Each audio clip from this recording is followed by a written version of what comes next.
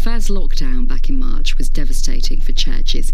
Very few had any idea how they could offer public worship remotely, but some churches have been able to reach new audiences through online broadcasts. They're everywhere. At Emmanuel in Bridlington, the Sunday service now includes regular worshippers from America and France as well. Their curate, Richard Townend, takes us through a typical Sunday morning. Welcome to the studio.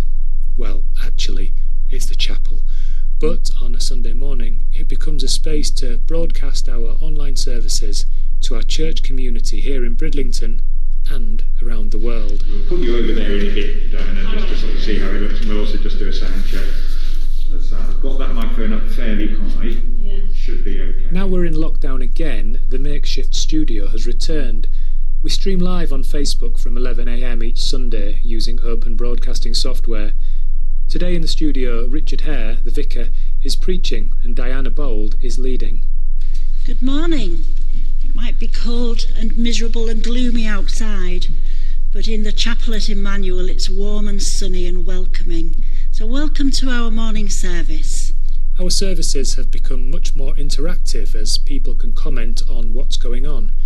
We also share it on YouTube, where we reach a new audience. Finally, we put it on a special phone line so people can dial a number and hear our service, which is greatly appreciated by those without internet access.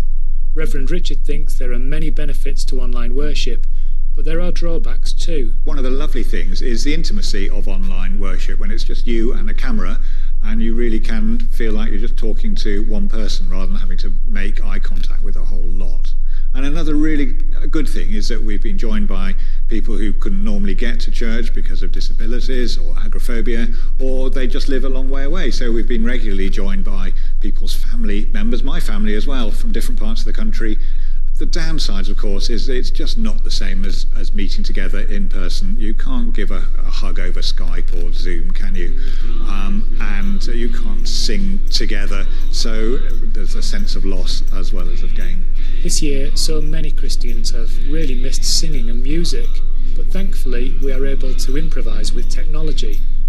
Our music group record themselves individually at home, and we edit their tracks together using software, so we can all sing together.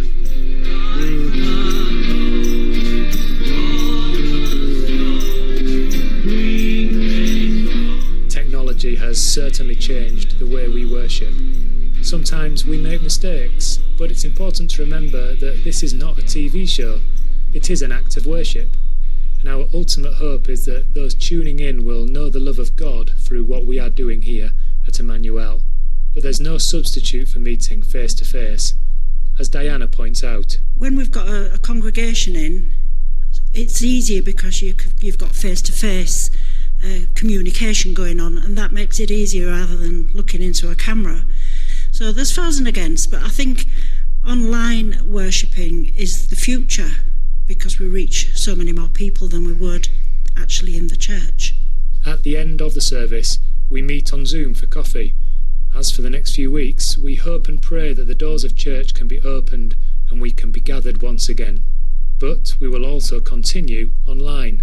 We have a local and a global congregation now. Go in peace to love and serve the Lord. In the name of Christ. Amen. Well, thanks for joining us for the service this morning. We hope you've enjoyed it and have a lovely day. Oh, enjoyed that. Beautifully put together by the Reverend Richard Townend, that story. And we'll hear more about that. And that's Bridlington's Emmanuel Church. And you can find them online as well, don't forget.